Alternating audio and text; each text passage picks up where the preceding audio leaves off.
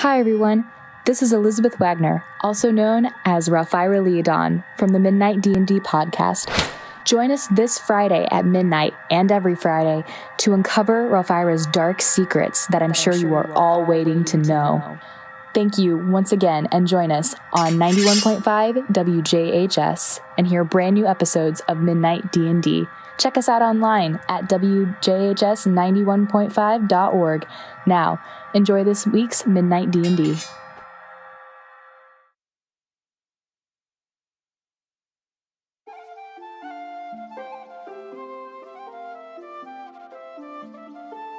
Welcome, everybody, to episode 7 of WJHS Radio's Midnight D&D. To recap what happened last time, many of our characters within the campaign have gotten a lot stronger and gained a lot of powers. Crollo has managed to fuse his soul with Maximus's and gain some immense magical power, as well as he won a game of Rochambeau Ultimate with a Demon Lord, and the Demon Lord has now possessed Crollo. I'm going to put air quotes on that one, possessed, and has now given him some certain abilities he's able to use. After Crollo getting his special powers, Ralphyra managed to find a ingot of Arjulian, which is a very rare metal that a lot of people don't have. She can change it at will to whatever she wants as a weapon, but later on, as it levels up with her. Orazio has returned from hell with demonic powers. He can go into explanations about how he got that, which would just be me explaining it. Hank now has the power to control the element of earth at will.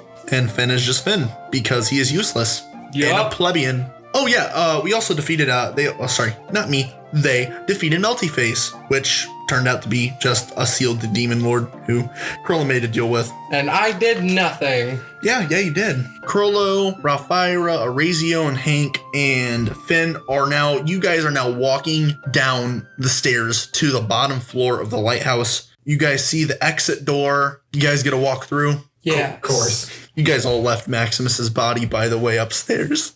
To be honest, actually, I was still carrying him. That was the reason why he didn't fight? I was still carrying him. He was. Oh, yo, you do a good job. All right, he's with us then. Yeah, okay. Maximus's body's with you then, in that case, because I guess Finn was being useless for a useful reason. No. Yeah, I will submit in the... You guys are now exiting the lighthouse. You notice that the dark fog that was once surrounding you as you guys first entered on episode 4, I do believe, is now completely gone. You can actually start to see the sun rising in the distance. You guys have been fighting in the lighthouse for what seems like hours now. You guys were fighting in the middle of the night. Now it is now dawn. The sun is coming up. This is the first time since you've reached the island that you've actually been able to see the sun through the cloud cover. It seems that this dark presence that you guys now have defeated was what was causing this dark shadow to kind of cast over the lighthouse area. And now that it's gone, life has kind of returned a bit to it already. Can I go find the stone tablet that Maximus threw when he was making fun of Ralphyra? Yeah. Go ahead. Do I have to roll? Yeah. Take a search. I got an 18 plus search, which I'm going to average 2. Yeah, you find it. What does it say? It says, "The Tablet of Smiting Ralphyra, written and directed by Maximus." And then if you turn it over, it has his face imprinted on it. Oh, it also has a little pictogram on the bottom of Ralphyra jumping off a bridge.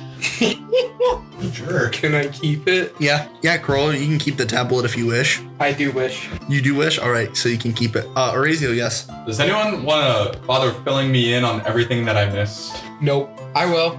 Of course you will. I got smited by a dude in a red outfit who died, and then Crollo died, and then his bird died, and then basically everyone was dead for a little bit, and then magically they came back to life through some magical stuff. There was a vampire baby who was kind of like a Twilight moment with me and the head vampire. That was a little weird. I was just trying to figure out his main motives. Then he kind of just floated away and dissipated with his entire, vampire family. Then everybody decided to make some stupid decisions. Crollo got thrown by Hank, and we faced Meltyface, and then now we're here. What she said. Wait, so Maximus is dead? Yes. It annoys me because he revived that one. He gave his soul for Crollo's life. Yo, what up? What a waste. Oh, you want to go? You want to go? Trust Put him me, up. Put we him know. up. You're gonna fight the half orc, half elf that is way stronger than you in physical terms. In The a Knight fist of Hell. Yeah, is this happening? Are we doing this? If so, roll initiative. Oh my gosh. I would suggest we don't fight. Just a thought. Granted, no one listens to me, so. All of a sudden, you guys hear Vincent appears. Yeah! Dad! You call him Dad? All I call right. him Dad. No! I mean, technically, Crollo could call him Dad. I called him Dad once. No. Yeah, he was fine. I'm not with calling that. him Dad. Please call him Dad. No! Hank is crying. was so good. It's Dad. Yeah. Dad! Wait, his son is dead. I know! What are we gonna do? Oh, I was gonna chew him out. He's still holding his dead body. I didn't kill him. He revived that one. Yo, what up? You see Vincent walk over to his son as he puts his hand against his pale, cold face. And he goes, what a waste. We're leaving that one in. Orazio says, what a waste. Oh. I'll get you. It'll look like an accident. You see that Vincent, for the first time, is really showing sadness and sorrow. He takes Maximus out of your hand as he holds him and just drops to his knees as tears begin to stream down his face. You notice that the sunlight slowly begins to disappear again as cloud covers begins to return and it begins to slowly trickle rain. It seems that the magic that Vincent usually puts out, the happy aura, is now causing nature itself to weep with him in the sorrow of his son passing away. Yes, Hank. Vincent, he said that he saw his mother before everything went awry. Yes, Crollo. If nature's weeping, does that mean I'm weeping? Yeah. Oh, you're weeping too. She's sweet. She's sweet. Wait, Call he's back to alive. episode 5. Maximus. Technically, you are Maximus. You notice that this sudden comment that his wife is alive, the area around him begins to frost over as the rain itself begins to freeze midair around him. As he lays Maximus down onto the ground, he just starts nodding his head. He goes, I know my wife's alive. I watched her turn. I couldn't save her. You think that I'm some omnipotent being, but I'm like you yet, a mortal still. I have feelings and emotions, just like the rest of you. As much as I try to suppress what I feel, deep down inside I know that even my power couldn't save the ones I loved. My son, dead. My wife turned into one of the things that I tried to fight. A madman tore my family apart, and I couldn't stop him. So yes, the true reason why I brought you all here was to help me get my revenge, to hopefully bring my family back together. But I guess after all this, the recent developments, it's ultimately my job. You all don't need to stick around if you don't want to, because Magus is something I'm going to have to face. And if I die, I would know that I would give my life for a just cause. Yes, Crollo? I'll appear in front of him. I'm at least part of Maximus, or Maximus is a part of me now, so I'm sticking around. He would nod as he looked up at your face and give a slight smile and go, you've taken on some of his more distinguishing features, like my awesome chin. Even though Maximus satirically hated me, I'll do whatever I can to help you out. Vincent would look at you and go, he threw a stone tablet at you, didn't he? He likes doing that. You want to see it? I'm assuming it had something to do with a dwarf building a bridge and her jumping off the bridge, or he pushing said person off a bridge. Correct. Exactly. He had a way with that. He also threw a tablet like that at me once. I then sent him to an icy tundra for a year. What a dad. I was the greatest. Still am. Yes, Orazio. I'll go up to him and put my hand on his shoulder and say, though I didn't know Maximus for long, you shared a drink with me, and by orc, that means we are family. Vincent, help us to fight for you. What do you think I've been doing this entire time? I sent you on this mission. I'm giving you powers. I sent my son to help you, and What you've done is you've tossed my comrades down the stairs, lied to your son, and caused all of us to have near spills with death. You've done nothing but throw us into danger. Did it not cause you to grow? Did it not cause you to gain new prowesses and powers? Did it not teach you any lessons? Yeah, we got Demon Lord. How is that supposed to help us? Power Lord 1 and 2, actually. All right. Who better to fight a dark entity than a dark entity themselves? Because they could turn on us. Him? No, his personality is way too strong. As soon as he was possessed, the Demon Lord should have taken over immediately at that point. But Crollo being Crollo, I knew he would be alright because he's too stubborn and stupid. See, check this out. If you say, I'm over here. Hey, look, now I'm over here. Right next to you. Now I'm over here. He goes, "You're now in an Arctic tundra." He goes, "He may have adopted it from my son, but I'm still the one that taught him it." Can I teleport back? Yeah, you know where you are. I'm back. Yes. Rezio. Vincent, if you don't mind me asking, do you know how Maximus would prefer to be buried or maybe cremated? No, he wouldn't want either. He'd want me to find some way to bring him back. Can you bring him back? Well, I mean, that'd be a very painful process for Crollo if I had to extract a piece of his soul out of him.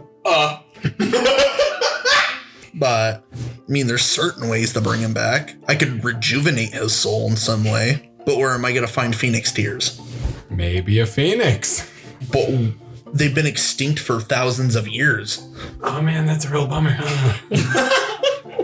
Yes, Finn. So what's next for our journey then, Vincent? Well, I said the hospital, right? I believe so. Yes, Crollo. That's where I wanted to go in the first place. You can go do that, or we can talk to my friend Clyde, who runs the blacksmith shop in town. Yes. I want That's to. ultimately up to your decision. I'll take my son's body, though. I'm going to be Maximus's humble. body is now gone. I'm going to be humble this once. My knuckles are hurting. Yes, Crollo. Would he be able to help me with this? And I'll pull out my yellow electric gem. Oh, I like how you added electric to it, though you don't know what it is. Smite! Smite him! I said you knew what. Smite him! I said you knew what properties it had. You did not know for sure what it was. Smite him. Do it. Make him lose his hair. 2. You turned into a potted plant. Come here, buddy. I got you. Can you imagine, like, hey Vincent, can you tell me about this electric gemstone? What happened to my gemstone? For 18 hours. Ooh. You still want to come with us to the blacksmith? I'm taking the plant. We're Can I going to the talk? hospital. No. Crollo turns into a potted plant for some mysterious reason. No reason at all, because he spoke out of turn about out-of-game knowledge. The potted plant's going with Hank and Finn to the blacksmiths. Ralphyra and Rezio, are you guys going to the hospital? So you two are going to the hospital. Now you guys see Vincent go, "You guys ready?" And he snaps his fingers. You two now appear in front of the hospital. You guys are now in front of the blacksmith shop. Oh, cool. Yes. Do I know what's happening? You technically can see, but you know what's going on for the most part. You just can't talk. You're with or Hank move. and I. Which am I with? Because she said she grabbed me and he said that he grabbed me. Rock, paper, scissors. If you really want to take the potted plant There's to the no reason hospital for you to be with taking monsters. the potted plant. I'm not going to leave him for dead. I'm not gonna. He could break. I'm gonna. He could break and possibly die.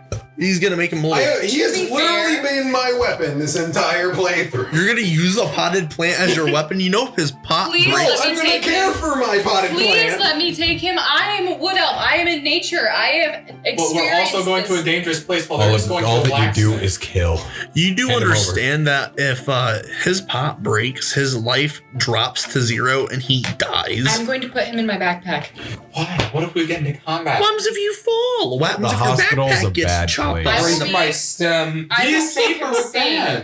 Is breaking my stem the equivalent of snapping my neck? Rock, Yeah. paper, scissors. Why would you even No. take him? Just do it. Just do it. Just do Just it. do This it. is stupid. If you lose, we can kill off Crollo. Ready? You're really good at this. I'll go at it. Rock, Rock, paper, paper, scissors, scissors, shoot. What is 2 it? out of 3. Rock, paper, scissors, shoot. Rock, paper, scissors, shoot. Fine, take the All plant. right, He's so gonna die. Crollo, you were with Rezio and There's no Ralphyra. point. Happy plant noise. It's just a leaf blade rustling in the wind. Be with me. I put him in my backpack. His leaves are out. No, he just wants to be there, so the second that he's not a plant, he wants to make fun of me. Hank, just think. Roll to see if you break his pot on anything in your backpack that's metal. What? Yeah. What That's do I- what you get. Go. I don't What have did I anything tell metal. you? I don't have anything metal in my backpack. Ingot. Yeah. The ingot's in my soul. It's not in my. It's on my That's not hip. where. It's Remember? It's on. It's still on your physical person. My stuff. Huh? What happens to all my stuff? It's still on you. All right. It just Goes in the dirt. transmutes All right, into bet. whatever you Okay, here we go. I guess I have the lighthouse key in there. So okay. And your ingot. 2. You're gonna kill him! Wait, no, 2 is good, right? I rolled a d20 too. That's You rolled a 9. You lost. I don't know what I was rolling. I thought I was just rolling. You broke my weapon. Would you like to get a divorce? Start making death saves. What are you on about? My God. I don't think he can save himself. He's a plant. I can start making death saves after my. This is why I said we shouldn't have taken the plan. There was no reason for The it. pot- Well, Dalton decided to throw in freaking backpack error. You I didn't told check your you it was backpack. You're an stupid. adventurer. You You don't carry put metal plants in items and bags. tools and stuff in your backpack. Look at how much my backpack She's is not nearly like destroyed. fucking it. It's a ceramic pot. It's gentle. You did not say gentle. You just said I Crollo's put the dead. plant in my I bag. went about like to die, this. bro. DM, what can I do? You will be missed. I want to save my potted plant weapon. The pot does We're at not the break. blacksmith. Hey, The pot Oh does my not gosh. break. the pot does not break. Oh, thank goodness. It cracks. He's fine. Duct tape. How much damage? You know what? I'm about to just like make us sit outside the hospital and not do anything until he's no longer. Do that. I'm Please. just gonna. We just have to wait for 18 hours. I'm just gonna say that you hear a very loud verbal scream come from the plant.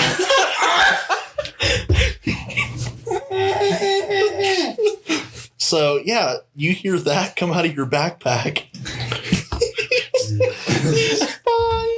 Anyways, I'm gonna go inside the blacksmith. All right, so you walk in and you see above the blacksmith stand where it's like a cash register or wherever you would get checked out at.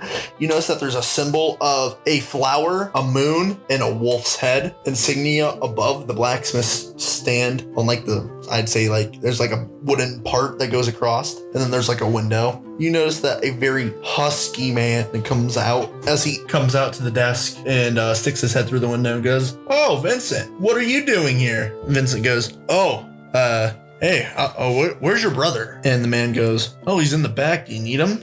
Vincent goes, "Yeah, I have a couple friends that I would like to introduce him to." And you hear him kind of bark back at him and he goes, "Clyde, what are you doing back? I'm fixing something. I don't care. Vincent's out here. Tell him to wait a minute.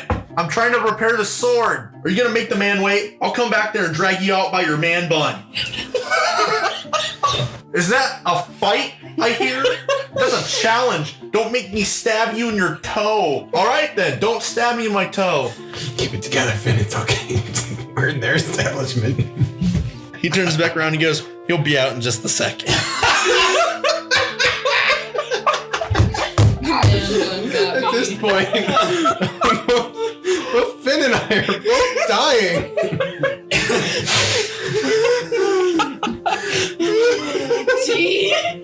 He goes, "I don't think I introduced myself, but my name's Lucius.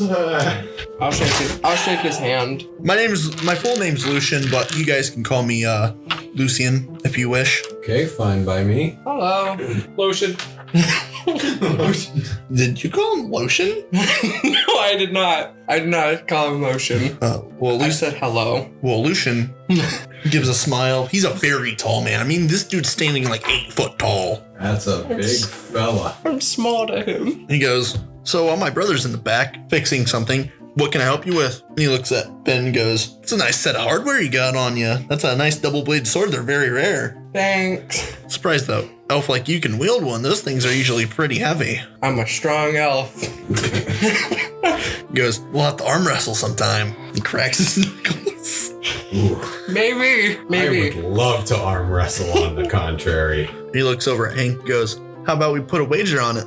Oh no. A bottle of ale." I know someone who's really into ale. Let's do it. I've got He a couple puts his- gold pieces. He puts his arm down on the table. He goes, "Right here, right now." Let's do it. All right. Do I have to roll strength? Yeah. All right. I got a soft 19. He easily beat you. Whoa! Did he roll a nat 20? I rolled a 12. With inhuman strength, you see his hand just slam Hank down to the table. almost effortlessly. He goes, I guess you owe me that bottle of ale.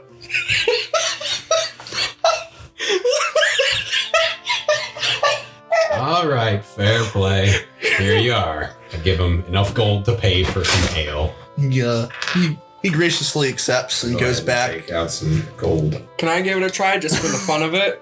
Sure. Wish to die? I'm just doing it for fun. Oh God. I lost. Most definitely. He crit failed. I lost. You're probably going to die from this. He breaks your arm. He breaks your arm, but resets the bone. He goes crack, and then he goes, oh, crack, and pops it back in. Oh, well, that could have been bad. He goes, at least I could reset the bone. You should be able to use it. It'll be sore for a bit, though. Clyde! Are you done?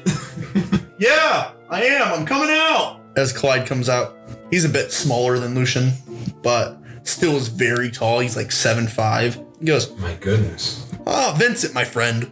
I see you brought company this time around. What do you wish to buy from me? Vincent goes, I just wanted to get these nice boys some new hardware. They've been doing a lot of work for me. Clyde nods and goes, all right, what are you thinking about? He goes, well, I'll let them decide on that. And he points to Hank and goes, you first. Awesome. I need something for my knuckles.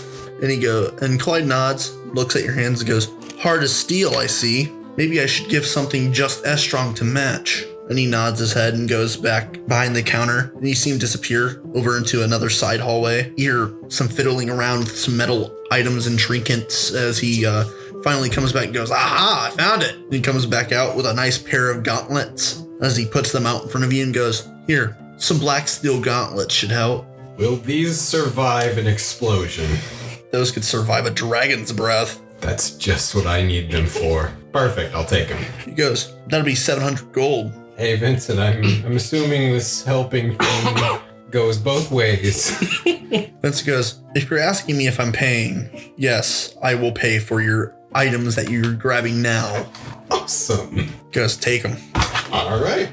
Thank you very much. I'm going to give these a test drive. I'm going to go outside and punch the nearest tree.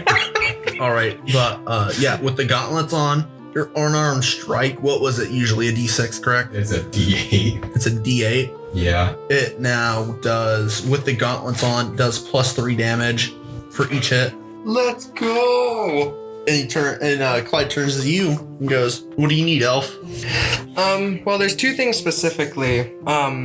Some kind of better armor than what I have on. I just have chain armor on. I don't know if there's anything better that I could use. Shakes his head and goes, unfortunately, I don't make armor. Okay, that's fine. The second thing is I have this gemstone in my bag, a pink gemstone. I don't know what it is, but I don't know if you or your brother or Vincent knows anything about it. He goes, picks it up and looks at it, grabs a little magnifying glass, puts it against his eye as he cranks it back and forth, zooming in and out. Goes, that's a sound gemstone. What does it do? No, if you put it into your sword, it'll create really strong vibrations and noises that can hurt someone's ears and harm them. Okay, I'm gonna put the gemstone in my sword. All right, now you do +2 sound damage on each strike. He goes, is that all you need? Yeah, I think I'm good. He goes, all right then, Vincent, 700 gold. All right, snaps his fingers as a gold bar appears on the table. Clyde nods and goes, this is easily worth over 2,000 gold pieces, Vincent. He goes, think of it as a tip. He goes, that's a mighty generous tip. He goes, I always treat my friends well. Clyde nods and smiles and goes, that's why you're always my favorite customer. He goes, well, if that's all you need, me and Lucian are going to go back to working at the forge. Vincent nods and goes, I hope you guys have a nice rest of your day. You guys walk out. You punch a tree, right? Is that what you said? Yeah, absolutely. I was waiting to roll for this one. All right, punch a tree. Just roll a 19. Okay, all right.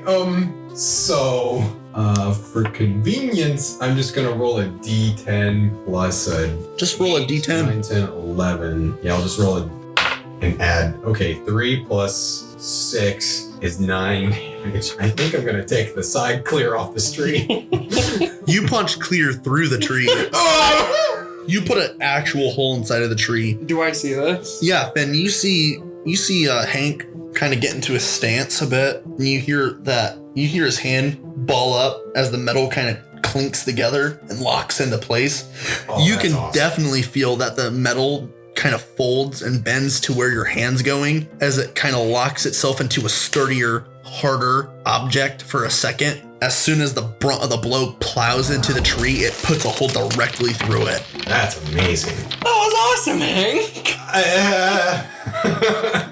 I think these things are more than they seem to be. They handle every ounce of the strength in my arms. Vincent smiles and nods and goes, yeah, Clyde's craftsmanship is the best I've ever seen in all the time I've lived. Clyde gets really articulate with some of the stuff he makes, such as gauntlets. Every joint, every bend in the metal is made specifically for a certain wearer. It's almost as if he can predict who's going to come and buy objects and items from him. No one ever goes away from his shop unhappy. I can tell you that. Maybe their wallet.